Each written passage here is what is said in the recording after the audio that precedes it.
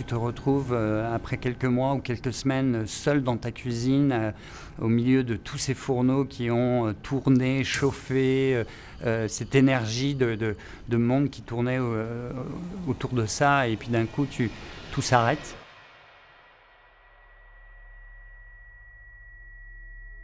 Pour quelqu'un qui est passionné, c'est comme si tu lui disais arrête de respirer, c'est un peu le même principe.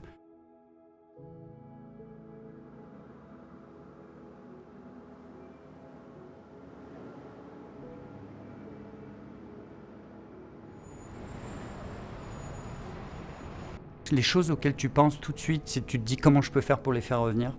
Comment tu vas réfléchir autrement, quel genre de concept tu vas pouvoir amener pour que finalement le consommateur soit au rendez-vous, ce qui permettra aussi à tous tes collègues de pouvoir revenir si l'industrie redémarre. Depuis la pandémie, on a ouvert, on a refermé, on a ouvert, on a refermé. Mais nous, on n'a jamais fermé. On a eu la chance, entre autres, de jamais fermer vraiment le département par lui-même. On a continué à faire des boîtes pour les gens qui dormaient au Reine-Élisabeth. Après, il y a eu un retour quand on nous a permis de pouvoir réouvrir. Donc là, il y a eu plusieurs collègues. C'était fantastique parce que finalement, eux, tout autant qu'ils émettent énormément d'émotions et d'énergie à vouloir revenir au travail, que toi, de retrouver quelqu'un, un visage, tu vois, on a tellement été séparés de se dire, il n'y a plus rien, à retrouver quelqu'un, c'était incroyable. Salut Patrice, est-ce que tu es en bas? Ok, je descends avec l'équipe. Salut Patrice, en forme? Oui. Ouais. Bon alors, qu'est-ce que tu nous as amené? Écoute, j'ai Oh. de la tomate ancestrale. Oh, des beaux produits là. On voit, la tomate tigrée. Dis-moi un peu d'où ça vient tout ça là. Ça vient du Jardin des Chefs Sur la à Blainville. à Blainville. Ouais.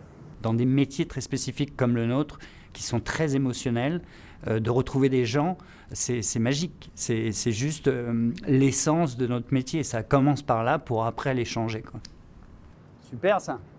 Patrice Saint-Germain qui travaille pour Hector Larrivé, donc qui est vraiment un collaborateur qu'on a depuis de très nombreuses années ici au Reine-Élisabeth. Lui nous parle un petit peu de ses provenances, qui est le producteur derrière, c'est quoi les quantités disponibles. Donc le travail il se passe là. Puis nous, ça nous permet aussi de découvrir. Ça c'est quoi Patrice? Cucumber melon. Du cucumber melon, du concombre melon. Cucumber melon. Oh, c'est C'est un produit originaire d'Amérique C'est du Sud, juteux, mais hein. qu'on fait maintenant pousser ici, au Québec. top. C'est ça qui peut être problématique, c'est que quand tu reçois des nouveaux produits, tu vois, c'est un peu comme Noël. Tu veux prendre les piments là? Ouais. Tac, tac. Avec du recul, j'aurais fait les choses différemment, probablement parce que tu sais jamais. Quand tu n'arrives plus à te projeter dans le futur, c'est vraiment comme apprendre à nager dans un océan. Tu as beaucoup d'idées, puis chaque solution que tu amènes n'est pas un échec, mais n'a pas d'aboutissement.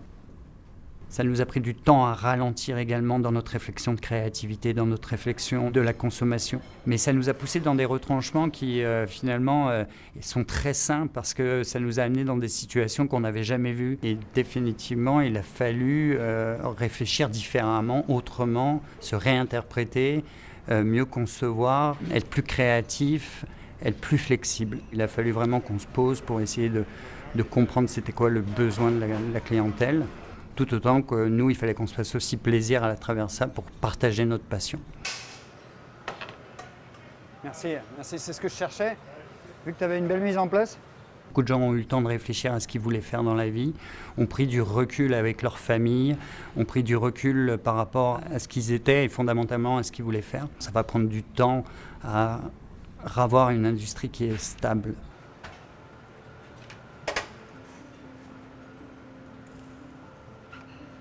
Ce qui n'était pas réalisable auparavant l'est devenu. On conduit le marché, on a plus d'emprise sur ce qu'on désire faire. Avant, la consommation était différente parce que les gens voulaient, on leur livrait. Maintenant, on propose selon nos disponibilités. Donc, c'est un échange qui est complètement différent entre le restaurateur, le cuisinier et le consommateur. Ouais, hein? On continue, hein? Bah ouais, on est en plein dedans. Je mangerais bien les poivrons, mais là, je suis pas prêt. Là. La Renaissance, on peut la regarder sous différents angles. Le fait de recommencer, c'est déjà une chose qui est incroyable, parce que ça a été quand même 2 ans de fermeture. Et puis de plus se sentir seul dans sa cuisine, je crois que c'est important. Montérégie, Ouais. c'est incroyable comment c'est fait quand même quand tu y penses. Ouais. Les possibilités, là, sont, Ouais. tu sais, tu peux t'amuser, là. Une renaissance dans le sens où les gens mangent des produits qui sont plus locaux, Ouais, ouais. des bio, des gens ont besoin d'avoir une proximité aussi avec la consommation ou avec les gens qui entourent le produit de consommation. Ça aussi, ça vient de chez Palardier. Palardier, ouais, les deux. Qui fait pousser plusieurs produits pour nous. Ok. Nous, on place nos commandes Ok. l'année d'avant, puis là, il fait pousser. C'est définitivement d'être plus proche dans la chaîne alimentaire de nos producteurs, de nos fournisseurs. Des fois, tu n'as pas toujours le produit que tu veux, mais il faut travailler donc avec la saison et qu'est-ce qui est disponible. Tu travailles avec la diversité, donc finalement tu as beaucoup plus de flexibilité dans tes menus parce que tu avais des cartes établies sur les saisons auparavant. Maintenant on travaille plus sur des modèles de table d'hôte, donc c'est-à-dire que tu changes régulièrement tes menus selon la disponibilité du produit. C'est bon. Hein. Il a vraiment fallu que nous, on s'adapte au marché, si tu veux, de la consommation. Ça nous a permis de développer une technologie qui était différente avec le QR code qui permet justement d'avoir des cartes qui sont beaucoup plus flexibles, de faire des changements qui sont plus rapides pour pouvoir s'adapter avec les produits qu'on reçoit. Ça, c'est une belle chose. Je pense que ça a été une opportunité aussi pour nous de se réinventer.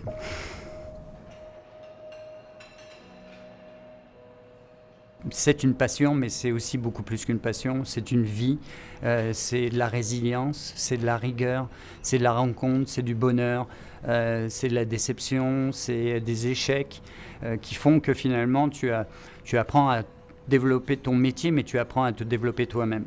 Donc, comment je vois quand même le bout du chemin comme quelque chose de passionnant et quelque chose que j'aurais aimé partager et que j'aime partager avec mes collègues parce que dans l'ensemble, c'est énormément de bonheur.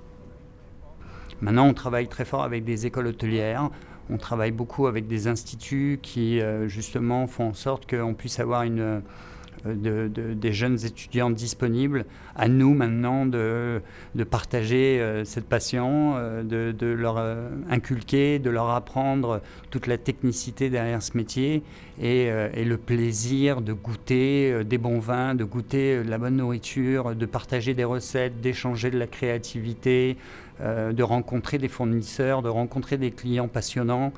Donc je pense que ça va pérenniser dans le temps, ça reviendra. Mais c'est sûr qu'aujourd'hui, c'est un défi. Fondamentalement, de retrouver l'humain, c'est là où tu te dis, wow, important.